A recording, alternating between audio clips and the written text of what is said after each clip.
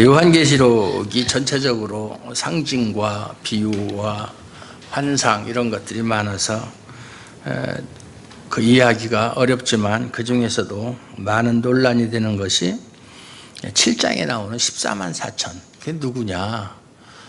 신천지 같은 데서는 14만 4천을 문자적으로 해석해서 정말 구원받을 사람은 14만 4천밖에 없다, 이렇게 이야기를 합니다. 그러나 그 말이 거짓이라는 것은 요한계시록에 보면은 능히 셀 수 없는 큰 물이라고 표현을 했어요. 구원받은 사람의 수가 능히 사람이 셀 수 없는 큰 물이다, 흰옷 입은 물이다, 이렇게 이야기를 하죠. 그래서 14만 4천은 문자적인 의미가 아니라 상징적인 의미다.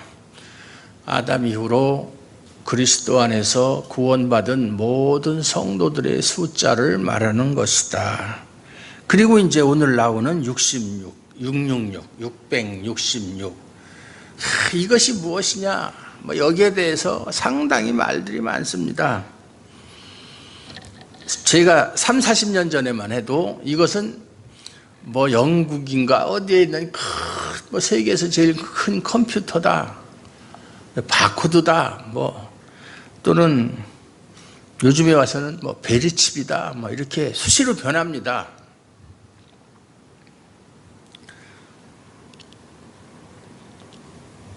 그 숫자를 가지고 이제 그걸 풀이를 하는 거예요. 666이 뭐냐, 이렇게 풀이를 해서 그것을 해석하려고. 근데 1560년대부터 1830년대까지 그 사람 이름을 풀었을 때 666이라는 숫자를 가진 것이 100개 이상이 된다. 100개 이상이 된다. 그런 이제 결과가 나왔어요. 그래서 이걸 갖다 게마트리아 계산법이라고 그래요. 게마트리아. 뭐냐면은 히브리어나 또 헬라어나 라틴어는 알파벳 하나하나에 숫자가 있습니다. 지금 우리가 쓰는 아라비아 숫자는 그 당시는 없었기 때문에 그건 그 이후에 아라비아 학자들이 만들어낸 것이고, 옛날에는 숫자를 따로 계산한 것이 아니고 알파벳 하나에 숫자가 다 있어요. 그래서 제가 이제 설명을 드리자면, 알파, 그리스에서 알파, 그건 1이에요. 1이라는 의미가 있습니다. 베타, 2, 감마, 3, 데타, 4 이렇게 쭉 나가고, 그 다음에 10, 20, 30, 40 이렇게 나가다가 제일 마지막, 헬라어의 마지막 그 알파벳이 뭐죠? 뭐예요? 오메가죠. 나는 알파와 오메가다 그랬잖아요. 처음과 나중이다. 오메가는 숫자가 800입니다. 800. 이런 식으로 이렇게 계산을 해요. 그래서 양광석 같으면 이 니응은 숫자가 몇 번이다, 야는 몇 번이다, 이렇게 해서 계산하니까 나중에 어떤 사람의 이름이 666이다. 그 당시 요한 사도가 이 계시록을 기록할 당시에 사람들은 666을 어떻게 계산했느냐면, 그렇게 계산해 보니까 네로가 나오더라. 네로. 그래서 네로다. 왜냐하면 그 당시가 네로가 가장 혹독하게 기독교인을 박해할 때거든요. 그러니까 우리의 최대의 적은 네로다, 이런 생각이 머릿속에 꽉 차 있었어요. 기독교인들은. 네로 카이사르는 시저를 말하죠.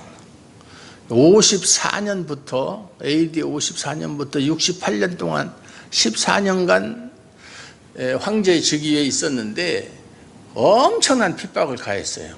아주 좀 사이코 같은 기질이 있었어요. 네로한테는. 그 어려서부터 가정 환경이 그랬어요. 가정 환경이. 그런데 그 당시 사람들은 네로다. 그러다가 시간이 점점 흐르니까 나중에는 그 사람 666은 또 로마 황제 전체를 가리키는 것이다. 도미티안, 네로 다음이 도미티안인데, 또는 갈리굴라라고 하는 3대째 황제가 있어요. 갈리굴라다. 또는 뭐 그 뒤로 또 시간이 흐르니까 그 다음엔 뭐 히틀러다. 또 히틀러 전에는 신성 로마 제국의 황제들이다. 또는 어떤 특별한 아주 그 지독한 독재자다. 그러다 보니까 김일성도 나오고 뭐 스탈린도 나오고 모소리니 나오고 뭐 다 나와요. 모택동도 나오고 막 다 나옵니다. 666. 그 사람들 다 죽고 없어요. 그럼 이 시대의 666은 뭐야?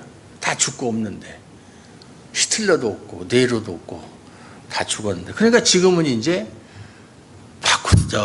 베리칩이다 이렇게 얘기하는 거예요. 근데 우리가 분명히 알아요. 이건 나 세대주의자들이 이런 해석을 많이 해요. 세대주의자들의 해석이. 중요한 것은 이 666이라고 하는 것은 어느 특정한 시대에 어느 특정한 사람이나 어떤 물건이나 그걸 가리키는 말이 아니에요. 오늘 본문에 보면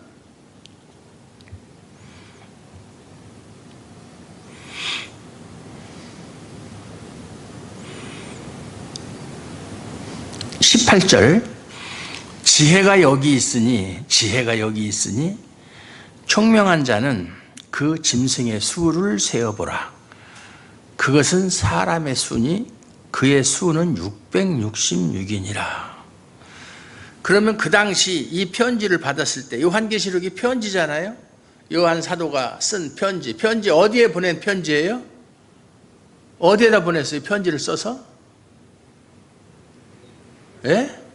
소아시아에 있는 7교회에다 편지를 보냈잖아요. 이거 앞에 한 건 다 잊어버린 거야. 이건 편지예요. 서한문 편지. 그럼 편지를 받은 독자들이 지혜 있는 사람, 그 독자들 중에서 지혜 있는 사람, 총명한 사람은 그 666의 의미를 알았다 몰랐다? 알았다는 얘기예요. 그러면 그 당시 사람이 히틀러 무슨 뭐 네로라고 하면 그 당시 실존했던 인물이니까 이해가 가지만 베리칩이다 이게 말이 안 되잖아요. 그 당시 사람들이 뭐 컴퓨터를 알아요, 바코드를 알아요, 베리칩을 알아요. 편지라고 하는 것은 주는 사람과 받는 사람이 서로 어떤 의미가 서로 통하는 거예요. 내가 누구에게 편지를 하면 받은 사람이 무슨 뜻인지 다 알아요. 근데 2000년 전의 사람에게 이게 666을 베리칩이라고 얘기하면 베리칩이 귀신 씨나라 까먹는 소리 하는 거야 그러고 그걸 안 받아들일 거 아니에요. 그러니까 이건 엉터리 해석이라는 거예요. 근데 그런 거 조금만 생각하면 우리가 알 수 있는데 무조건 그냥 자기들이 세워놓은 어떤 원칙에 의해서 아까 얘기한 게마트리아 그 방법으로 해석을 해가지고 그래서 이건 이거다. 숫자를 풀어보니까 이거다. 이렇게. 성경은 게마트리아로 풀어서 그 의미를 드러내는 것은 단 한 구절, 한 단어도 없어요. 성경에. 그런데 이제 히브리어로 해서 안 되니까 원래는 히브리어로 하는 거거든요.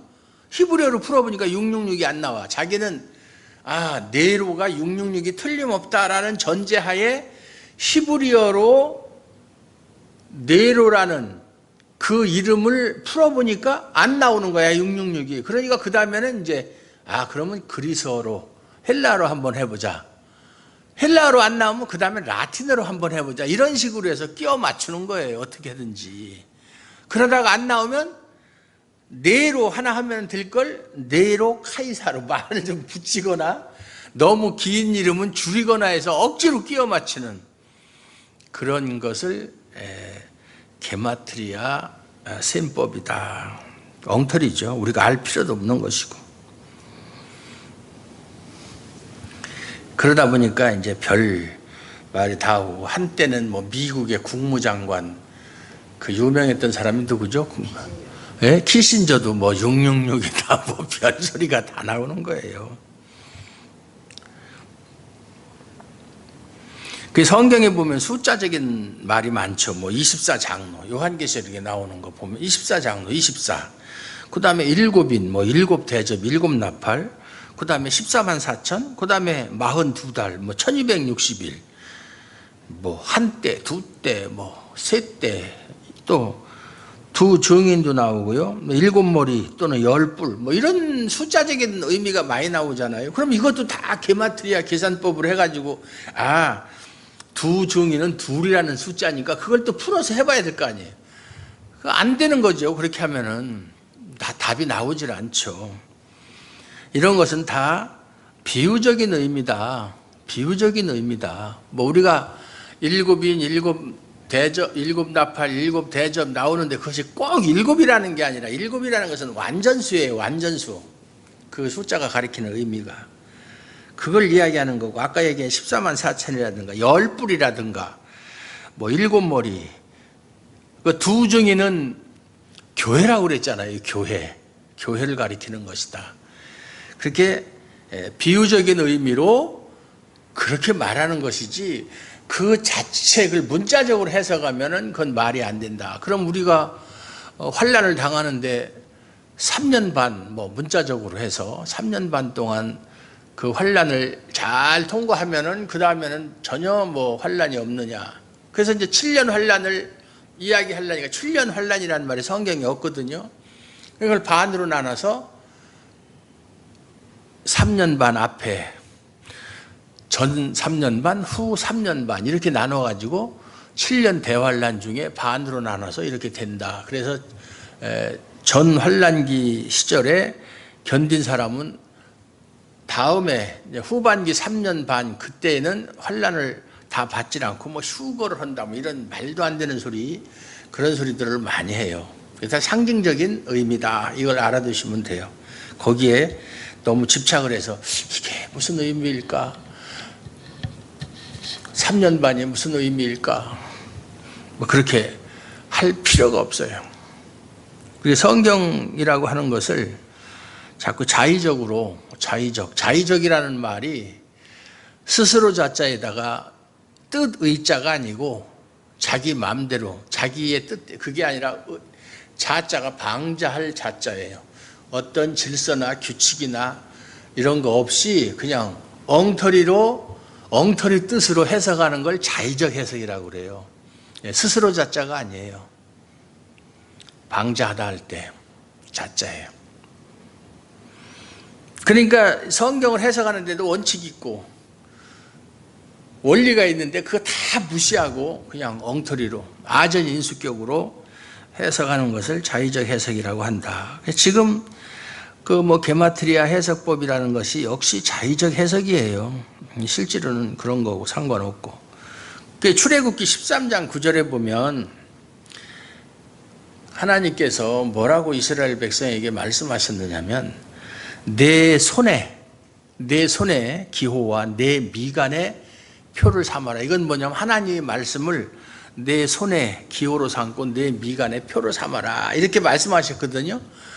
그것을 실제로 그렇게 하라는 게 아니라 근데 바리새인들은 그렇게 했어요. 나중에 실제로 그냥 하나님의 말씀을 적어가지고 조그만 상자에다 넣어가지고 끈을 매서 손목에다 메고 다녔어요. 그리고 이마에다도 묶고 다녔어요.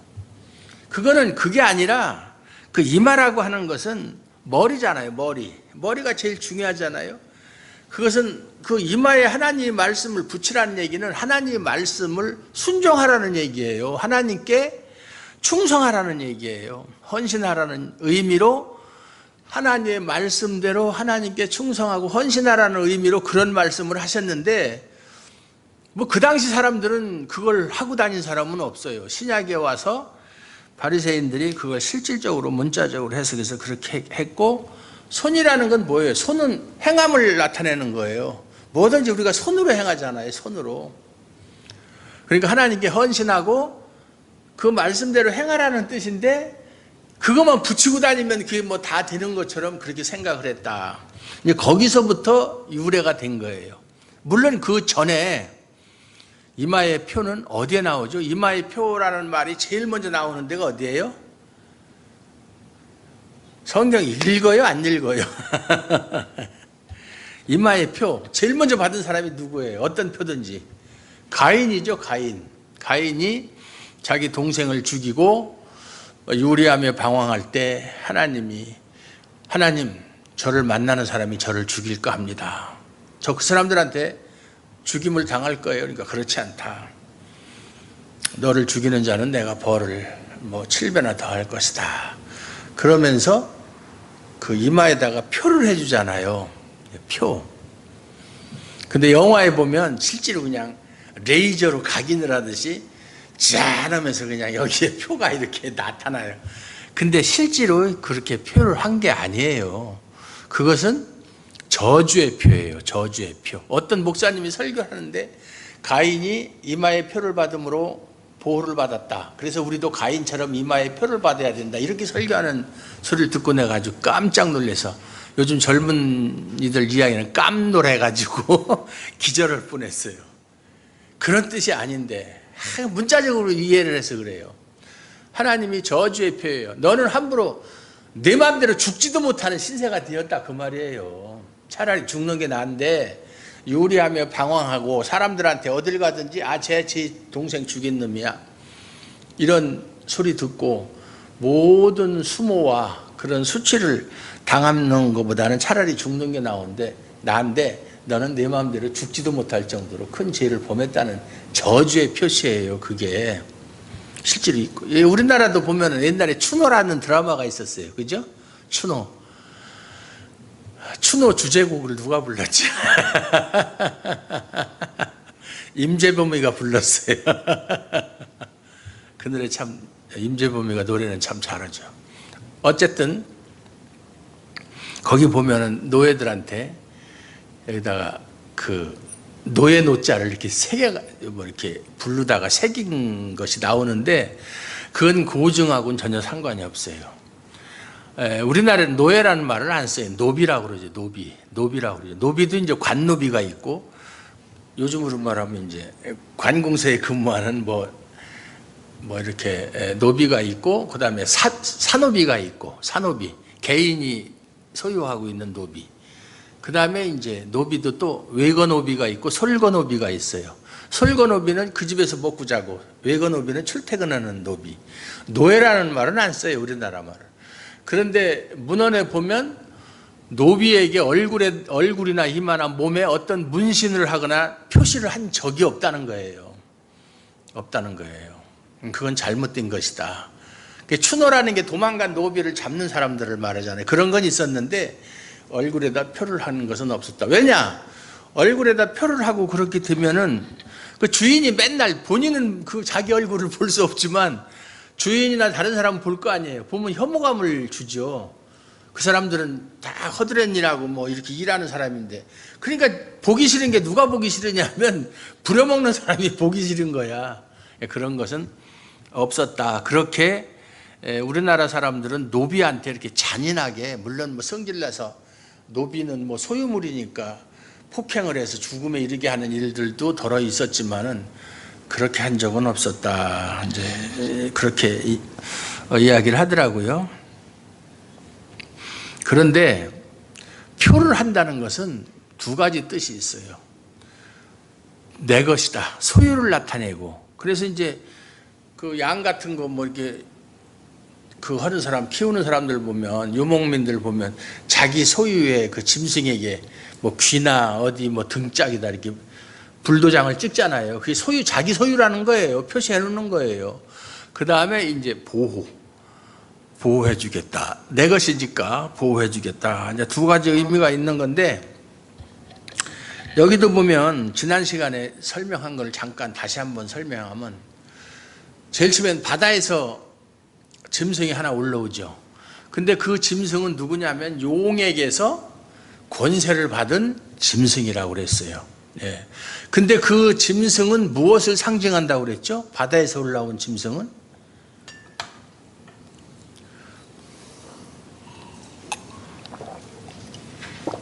설교하면 뭐해? 들으면 다 잊어버려야 돼. 바다에서 올라온 짐승은 국가라고 그랬어요. 국가나 국가가 가진 권력. 그래서 제가 얘기를 바벨론이라든가 페르시아라든가 그 다음에 헬라라든가 로마 그 당시에 4대 강국을 4대 제국을 제가 말씀드렸어요. 그게 바다에서 올라온 짐승이다. 그 짐승이 국가와 국가 권력인데 제도도 마찬가지고 그것이 사람들을 압박을 한다. 근데 그러면 이렇게 얘기하는 사람이 있어요. 좀 성경을 조금 아는 사람은 그러면 국가는 나쁜 건데 왜 그러면 로마서 13장에 보면 하나님께서 말씀하시기를 모든 권력은 국가로부터 나온다고 하지 않았느냐, 그리고 너희는 위에 있는 권세에게 복종하라고 하지 않았느냐, 그 말이 틀리지 않느냐, 이렇게 이제 주장을 해요. 그래서 성경을 조금 읽은 사람이에요. 모순되지 않는, 성경은 결코 모순되는 게 없어요. 로마서에 있는 말씀도 맞고 요한계시록에 있는 말씀도 맞아요. 근데 우리가 언뜻 보면 국가가 그렇게 나쁜 것이라면, 그 배후에 사단이 있다면 거기에 우리가 굴복할 이유가 없지 않느냐, 그렇게 되는 거죠. 근데 국가 자체는 원래 하나님께서 국가를 세우고 국가의 제도를 세우고 그렇게 국가에게 권력을 주고 국가에서 이제 국가에 권력을 준다는 것은 이제 공무원들한테 권력을 준다는 얘기죠. 그러면서 공무원들은, 관리들은 스스로 뭐 아무 의미 없이 칼을 찬 게 아니다. 그들에게 권력을 준 것은 나라를 잘, 백성을 다스리도록 한 것이다. 그런 것이거든요. 그게 하나님의 원래 의도인데 사람들이 악하기 때문에 그거를 갖다가 오염을 시켜가지고 자기들의 욕심을 이루는 수단으로 삼았다, 그 말이에요. 원래의 의미에서 벗어나서. 지금도 그렇잖아요. 지금도 보면 뭐 공무원들이 다 그런 거 아니고, 우리 김동희 집사님 남편도 공무원이고 그런데, 저도 공무원 출신이고 그런데 아주 그 부패한 공무원들이 많아요. 그건 어느 시대나 마찬가지예요. 내 말이 틀렸다고? 맞다고 틀렸다고. 그런데 원래 하나님께서 하나님을 대리해서 이 모든 천지 만물은 하나님의 소유니까 이 백성도 하나님의 뜻대로 다스려야 되는 건데, 대통령도 그렇고 다른 뭐 장관도 그렇고 다른 공무원도 그렇고 하나님의 말씀에 의해서 그 뜻에 따라서 다스리고 집행을 해야 되는데 그렇지 못하다는 얘기예요. 그래서 이제 국가가 그렇게 사람들을 핍박한다, 그렇게 얘기하는 거예요, 요한계시록에서. 그리고 나서 그 다음에서는 또 땅에서 올라온 짐승이 있잖아요. 땅에서 올라온 짐승은 바다에서 올라온 짐승보다는 좀 차원이 달라요. 그것은 뭐냐면은 사람들을 유혹해서 땅에서 올라온 짐승을 경배하도록 만드는 그러한 어떤 제도라든가 그러한 사람이라든가 이런 걸 가리킨다라고 설명을 드려서 거짓 선지자고 그들이 하는 일은 종교적인 그런 일을 통해서 땅에서 바다에서 올라온 짐승을 섬기고 경배하도록 하는 그런 제도나 사람들을 가리킨다, 이렇게 얘기를 했어요. 그런데 여기 이제 오늘 16절에 보면 그가 모든 자라고 그랬어요. 뭐 곧 작은 자나 큰 자나 부자나 가난한 자나 자유인이나 종들에게 그 오른손에나 이마에 표를 받게 한다. 여기서 그가는 누구예요?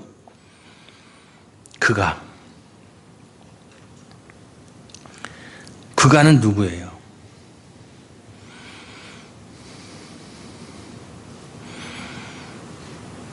짐승이죠, 짐승. 어디서 올라온 짐승? 땅에서 올라온 짐승이에요. 땅에서 올라온 짐승. 앞에 쭉 연결이 되잖아요. 사람들에게 표를 받게 한다. 그러면 우리가 흔히 하는 얘기로 오른손에나 이마에 표를 받으면 매매를 못하게 한다고 그랬는데, 안 받으면, 그럼 왼손에 받으면 할 수 있나?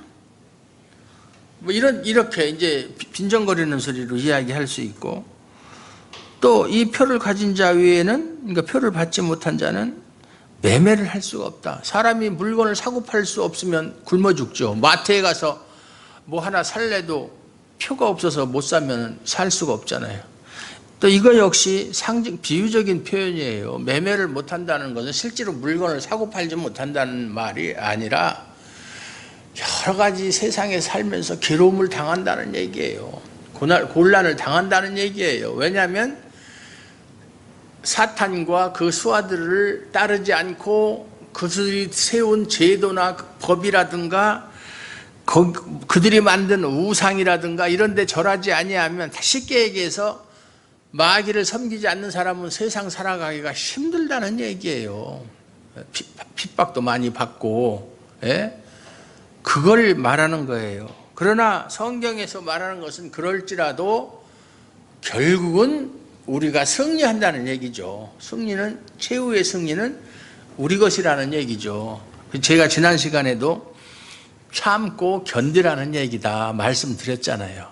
이렇게 핵심 되는 말 한마디씩은 기억하고 있어야 될 거 아니에요. 하나도 기억 못하면 저 1시간 동안, 1시간은 아니지만 40분 이상 떠드는 건 뭐예요? 저 아침도 안 먹고 왔어요. 지금 배고파요. 근데 실제로 손이나 이마에 각인을 하듯이 레이저로 뭐 이렇게 요새는 물건을 사면 자기 것이라는 걸 하기 위해서 만년필도 사면 거기다 이름 새겨주고요. 제가 칼 같은 걸 좋아하거든요. 칼 사는 거. 그러면 칼에다가도 레이저 마킹을 해줘요. 아, 이거는 누가 보더라도 누가 이 세이프들 칼 자세히 보세요. 거기 다 이름 새겨져 있지. 그런 식으로 눈으로 볼 수 있는 가시적인 표를 말하는 게 아니에요. 왜 아니냐? 그럼 표라는 것은 두 가지가 있어요. 마귀가 자기를 추종하는 자들에게 새기는 표가 있고, 하나님이 여기도 보면은 14장 1절에 보면 내가 보니 보라 어린 양이 시온산에 섰고 그와 함께 14만 4천이 서 있는데 그들의 이마에는 어린 양의 이름과 그 아버지의 이름을 쓴 것이 있더라. 여러분 14만 4천이 들어가요, 안 들어가요? 들어가요, 안 들어가요? 안 들어가요? 근데 왜 여러분들 그러면 이마에 표가 없어요? 아버지 하나님의 이름과 예수 그리스도 이름이 있어요, 없어요? 안 보이네? 없네? 14만 4천에 못 들어가네? 그러니까 표라고 하는 것은 가시적인 표가 아니다, 그 말이에요. 그걸 자꾸 가시적인 거로 자꾸 생각을 하는 거예요. 하나만 생각하는 거예요. 그러면 하나님의 인맞은 자의 수가 14만 4천이에요. 하나님의 인을 어디다 맞았어, 우리는? 맞은 적이 없는데. 그럼 하나님의 인과 마귀의 인은 물론 다르지만은 인이 말하는 그 의미는 같다, 그 말이에요. 그렇게 해석을 해야 되는 거예요. 하나님께서 인을 맞았다는 것은 하나님께 인을 맞았다는 하나님의 소유가 되었다는 것이고 하나님이 끝까지 보호하신다는 의미예요. 마귀도 마찬가지예요. 자기 소유로 삼았다는 얘기고 자기가 자기 마음대로 그들을 조종하고 그들을 부려먹겠다는 얘기예요. 자기 뜻에 따라서 마찬가지예요. 그렇기 때문에 여기서 나오는 그 표라고 하는 것이 눈으로 볼 수 있는 그런 표. 그래서 어떤 사람은 베리칩을 보이게 하는 게 아니라 몸 속에다가 그 칩을 주입시킨다. 그래서 육안으로는 안 보여도 그거는 뭐 다 어딜 가든지 다 알 수 있다. 뭐 저기 우리가 마트에 가면 뭐 저기 옷 같은 거에 보면 태그가 달려 있잖아요. 뭐 그런 거 있는데 그냥 갖고 나오면 삐거리고 그러잖아요. 뭐 그래 본 적은 없지만, 그러니까 눈에 보이진 않지만 다 알아볼 수 있게끔 그렇게 했다. 이렇게 말도 안 되는 소리를 자꾸. 그렇다면 좋아요. 몸속에 칩이 집어넣었다. 그러면 솔직히 말해서 사람 몸속에 그런 칩을 집어넣으면 그게 그대로 가만히 있어요? 당연히 그 부작용이 염증도 생기고 이물질인데, 그렇죠? 그러면 거꾸로 하나님의 인은 그럼 어디에 들어있어? 하나님의 인은, 예? 인이라고 하는 것은 도장을 찍는다는 얘기인데 그건 어디다 찍었어? 그러면 그건 속에 뭐 밥통 옆에 무슨 뭐 간에다가 이렇게 찍어놨나? 말이 안 되는 얘기죠. 유치한 얘기예요. 그렇게 주장한다는 게. 그리고 여기 보면 17절부터 18절, 누구든지 이 표를 가진 자 외에는 매매를 못하게 한다. 세상에 살아가는 힘들다. 다시 말해서 하나님의 인맞은 자의 수는 14만 4천인데 신구약의 모든 구원받은 성도다. 이들은 다 좁은 길로 가는 사람이다. 예수님이 말씀하신 영생으로 인도하는 좁은 길로 가는 사람들이다. 그러니까 고난을 받을 수밖에 없어요. 남들이 다 가는 그런 넓은 길로 자유스럽게 가면 고난이 없겠지만 그런 사람들은 다 마귀의 인을 받은 사람들이기 때문에 마귀가 자기 편이니까 지켜주겠죠. 그러나 하나님 편에 속한 사람은 고난을 받을 수밖에 없어요. 당분간은. 여기 나오는 42달, 42달이라는 게 그것도 숫자적인 의미가 아니라 교회사 시대 전체를 가리킨다 이야기를 했어요. 예수 잘 믿는 사람 치고 신앙생활하면서 어려움 안 겪은 사람은 없어요. 하나도 없어요. 성경에 보면 핍박을, 나를 믿는 자는 영생을 받지 못할 자가 없고 이 세상에서 핍박을 받지 않는 자가 없다고 그랬어요. 핍박을 받게 되어 있어요. 그런데 이 표는 곧 짐승의 이름이나 그 이름의 수라 그랬어요. 이게 무슨 말이냐? 짐승의 이름이나 그 이름의 수라. 짐승의 이름. 짐승은 앞에 땅에서 나온 짐승이 있고 바다에서 나온 짐승이 있어요. 그 짐승, 그 배후에는 뭐가 있어요? 사탄이 있어요. 용, 뱀, 마귀예요. 그것을 흔히 사탄 삼위일체라고 그래요. 용, 그게 이제 제일 권세가 센 마귀거든요. 그 다음에 바다에서 올라온 짐승, 그건 성자를 흉내내는 것이고, 또 제일 마지막에 올라온 땅에서 올라온 짐승은 성령을 흉내내는 것이다. 이렇게 해서 사탄 삼위일체, 마귀도 할 수만 있으면 하나님을 흉내낸다. 패러디 한다고 그랬잖아요. 짐승의 이름이나 그 이름의 수다. 그것은 여기 뒤에 나오는 18절에 나오는 그것은 사람의 수다. 그래서 짐승의 수나 사람의 수는 같은 말이에요. 짐승의 숫자가 얼마인가 이걸 말하는 게 아니라 짐승을 나타내는 수라는 얘기예요. 수 666이라는 것이 짐승을 나타내는 수, 아니면 짐승의 이름을 나타내. 이름이라고 하는 것은 그의 본질을 말하는 거예요. 짐승의 본질이나 짐승이라는 것을 드러내는 의미로서의 숫자가 666이다. 그러면 하나님의 인맞은 사람들에게 하나님께서 인을 치셨는데 그 인은 숫자를 따지면 얼마가 되겠어요? 14만 4천의 이마에 하나님께서 인을 치셨는데 눈에 보이지 않는 거지만 그 수를 세어보면 얼마겠어요? 사탄도 그렇게 666이라는 숫자를 드러내는 표를 했으면 하나님도 그 숫자적인 표가 있는 거예요. 777이죠. 777. 777. 그래서 성경에서 보면 이 666이라는 것은 불완전함과 미완료라고 하는 의미를 가지고 있어요.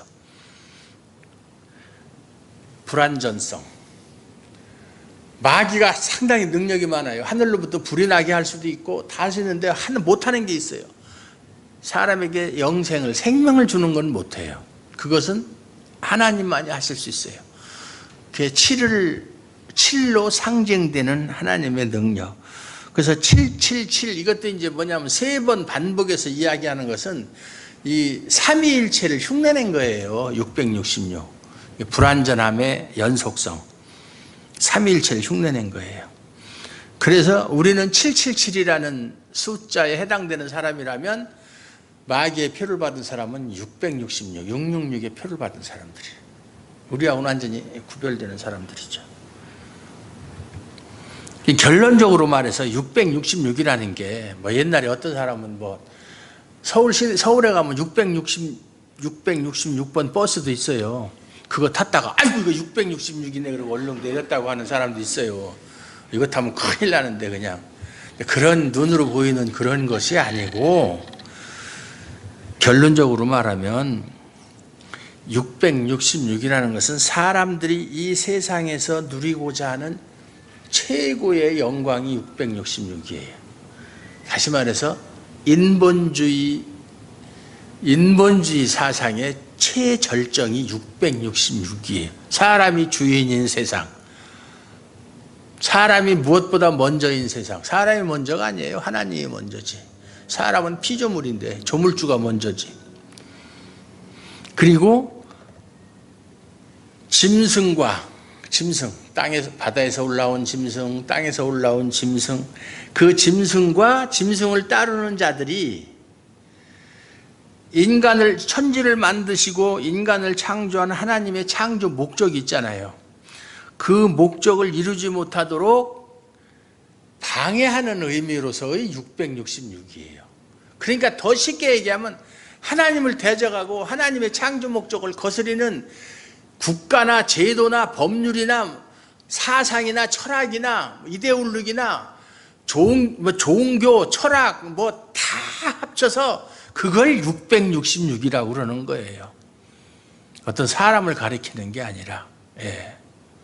어쨌든 우리가 하나님을 섬기는데 방해가 되는 것들, 버려야 할 것들, 그런 것들을 666이라고 하는 거예요. 옛날 영화에 보면, 오맨이란 영화를 보면 그 어린아이가 666인데 이 말을 이렇게 해치고 보니까 그게 666이라고 숫자가 쓰여져 있고 그런 것도 있는데 그런 게 아니다. 예. 지금 얼마나 종교적으로, 이데올로기적으로, 철학적으로 혼란한지 몰라요. 참 혼란한지. 아까 오면서도 얘기했지만 통합 측에서 여자 목사, 임보라 목사라고 하는 사람이 동성애를 지지하는 사람이에요. 그거 운동하는 사람이 앞장서는 사람이니까 그건 창조 질서에 하나님 성경에 위반된 데서 이단으로 정죄를 하니까 또 한편에서는 같은 통합 측 내에 있는 뭐 개혁을 뭐 추구하는 목사들의 모임인데 거기서는 아니다. 그 사람 잘못한 거 없다. 이단에서 정죄한 걸 풀어줘야 된다. 그거는 바리새적인 판단이다. 그래서 통합 측 총회는 그 목사한테 사과해야 된다. 이따위 소리 하는 사람들도 있어요. 예? 그러면서 내가 왜 이단이냐, 당사자도. 난 이단 아니다. 내가 삼위일체를 부정했느냐? 삼위일체만 부정한다고 이단이야? 예? 하나님이 하지 말라는 거. 심지어는 뭐 구약적인 배경을 가지고 얘기하면 사람이 여러 색깔이 섞여 있는 옷도 입지 말라고 그랬는데 그것도 다 상징적인 의미예요. 그 당시에는 그게 실질적이라도. 그건 뭐냐면 하나님이 가장 싫어하는 게 혼합주의예요. 혼합주의. 이것도 옳고 저것도 옳고 이것도 되고 저것도 되고 절대적인 진리가 없는 그것을 혼합주의라고 하는데 그걸 하나님이 가장 싫어하신다고요.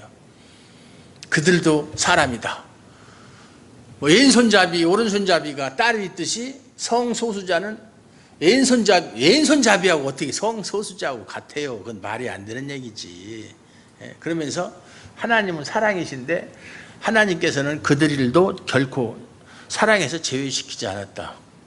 그렇죠. 하나님은 사람을 사랑해서 제외시키진 않아요. 그 사람들이 하는 행동이 하나님의 뜻을 거스르니까 죄를 미워하는 의미에서 그렇게 사람들에게 징계하고 형벌을 주는 거지. 사람 자체를 다 하나님이 만드신 피조물인데 성경을 잘못 이해하거나 또는 성경보다는 자기들의 생각이나 사상이나 어떤 철학이나 이념을 더 앞세워서 그것을 가지고 하나님의 말씀을 난도질하는 그런 어리석음을 범하고 있다. 근데 만약에 합동 측에서 어떤 목사가 그 소리 하면요, 그 말이 끝나기도 전에 면직이에요. 그거는 아직까지는 가장 철저하게 뭐 이 소리만 나오면 또 면직이야. 근데 절대로 안 되는 거죠. 절대로. 성경에 로마서에 그랬어요. 그 로마 교회 당시에 얼마나 문란했으면 남자가 남자로 더불어 여자가 여자로 더불어. 그건 하나님께 엄청난 큰 제약이다. 창조 질서를 위반 제약이다. 성경에다 못을 박아놨잖아요. 사도 바울이. 그건 있을 수 없는 일이다. 그거는. 그런데 아무리 시간이 지났다고 해서 지금 그걸 허용해? 하나님 말씀이 시대에 따라서 때에 따라서 이렇게도 변하고 저렇게도 변하고 그렇게 하는 겁니까? 절대성이라는 것은 변하지 않는다는 거예요. 아무리 시간이 가고 상황이 바뀌어도. 그렇지 않으면 절대라는 말을 붙일 수가 없죠. 지금 그런 시대에 우리가 살고 있어요. 그래서 뭐 아까도 오면서 얘기했지만 뭐 차별금지법이니 뭐 이런 거 해서 예수만 믿으면 구원받느냐? 우리는 오직 사도행전 4장 12절에 있는 말씀처럼 천하인간의 구원을 얻을 만한 이름을 주신 일이 없다.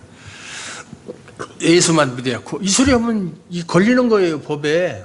차별금지법에. 이게 말이 되는 얘기예요.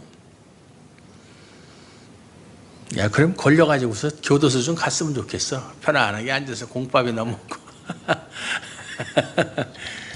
여러분, 면회오지 마세요. 말도 안 되는 소리지.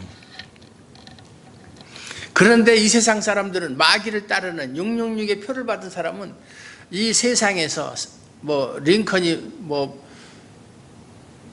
포더 피플, 바이 더 피플, 오브 더 피플 그런 소리를 한 것처럼 사람을 위한 사람을 위한 나라를 추구하는 것이 666의 실체다 그 말이에요. 사람들이 원하고 그들이 갖기를 원하고 이루기를 원하는 것, 그게 666이다 그 말이에요. 하나님이 원하고 하나님이 하기를 바라는 것을 하려고 하는 것은 777이고 그걸 우리가 분명히 구별할 줄 알아야 돼요. 그래서 나는 666 안 받았어, 표 안 받았어, 이렇게만 생각할 게 아니라 내가 지금 살아가는 삶의 방식이, 내가 추구하고자 하는 것이 과연 마귀가 좋아하는 것이냐 하나님이 좋아하시는 것이냐 생각을 해서, 마귀가 좋아하는 것이라면 세상의 권력, 세상 사람들이 추구하는 힘, 물질적인 것, 이런 것으로 남을 지배하고 다스리고 자기 힘자랑하고 하는 것을 내가 추구한다면 그 사람은 666표를 받은 사람이고, 나는 그런 거 다 필요 없다. 나는 오직 내 현재의 삶이 어렵고 힘들지라도 나는 하나님의 말씀 따라서 사는 것을 내가 최고의 영광으로 여긴다. 사도 바울이 고백한 것처럼 내게 있어 그리스도를 아는 지식이 가장 고상하다. 난 그거보다 더 귀한 것은 없다. 그것을 지키기 위해서 자기가 가지고 있는 모든 것을 배설물로 여기는 그러한 자세, 그런 사람들은 777의 숫자에 속하는 사람들이에요. 믿습니까? 예. 고린도 후서 4장 16절에도 보면, 그러므로 우리가 낙심하지 아니하노니 우리의 겉사람은 후패하나 우리의 속은 날로 새롭도다. 근데 원어 성경에 보면 우리의 속은 매일매일 새로워지는도다. 매일매일 새로워지는 그런 변화가 여러분의 심령 속에 있기를 원합니다.